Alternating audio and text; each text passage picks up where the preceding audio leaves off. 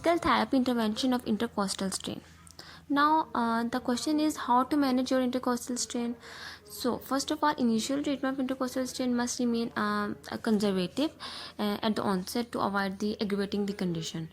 So, the emphasis will be on the rest, reducing the inflammation or load stress on the affected area. Once inflammation has been settled down, a program of stretching or strengthening will be initiated to restore the mobility or flexibility of the muscles or the joints while improving the strength and stability of the spine also. Physical therapy intervention for acute intercostal strain. So the first point is the protection. Protection phase where they protect the muscle from greater injury to avoid the activities that make it painful or aggravate the pain, such as twisting the torso, bending activities, or heavy lifting.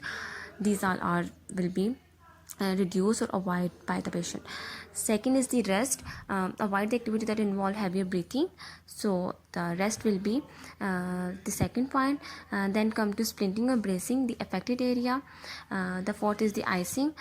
Cold packs may be applied to the painful area in first 48 hours. What is a function, or what's the reason behind using the ice pack is to reduce the inflammation if it is present, or reduce the pain. So do this for 10 to 15 minutes every 2 to 4 hours. Be careful not to allow the ice to contact bare skin to avoid the cold burns. So wrap it in the towel before applying. And then heat is good for the spasm or stiffness. So heat is also may be used in the form of the heat pack, or they have a hot water bottle. Avoid the complications. Get moving as soon as possible or as pain allows the patient. So not moving may also increase the risk of other conditions such as chest functions, chest infections, deep vein thrombosis, or muscle wasting. If the patient will not move the muscle will become lose its strength or start wasting. Then modalities may also be used to reduce the pain or reduce the inflammation. The modalities include ultrasound may also be used, ice, cold laser. These are used to reduce the pain or reduce the inflammation of the spinal structures. Painkillers may be used in the early stages for recovery. Paracetamol is the best since it has it has least risk of side effects. Or anti-inflammatory medications may be used only with the doctor's advice to reduce inflammation or pain in the first 48 to 72 hours. For subacute or chronic stages, we will go for a manual therapy, therapeutic exercises, neuromuscular re-education, and modalities. In manual therapy, hands-on care include the soft tissue massage, stretching, joint mobilization, which will be performed by a physical therapist.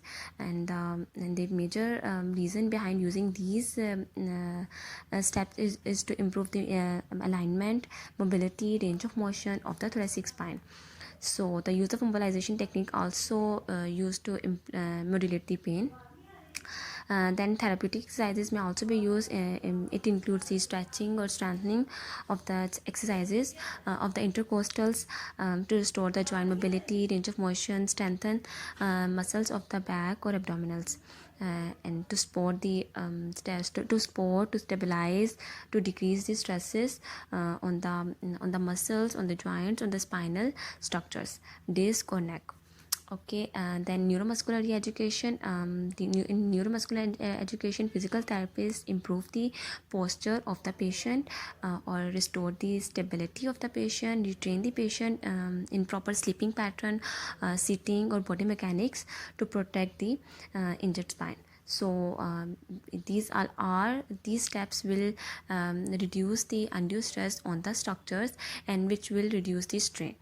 Modalities include the ultrasound, electrical stimulations, ice, laser, traction to decrease the pain and inflammation of the spinal structures. Dry needling may also be used to reduce the strain. And under home program, we will guide the patient to do these all exercises, strengthening, stretching, stabilization exercises with instruction to perform at home. regularly during performing their daily tasks, and advance to the next functional level. After all these steps of interventions, now come to the point, what are the prognosis and outcome of an intercostal strain. So the intercostal strain may usually recover fully over the course of 4 to 6 weeks if proper physiotherapy is applied, and if the muscle strain is mild. So in 4 to 6 weeks patient will be fine.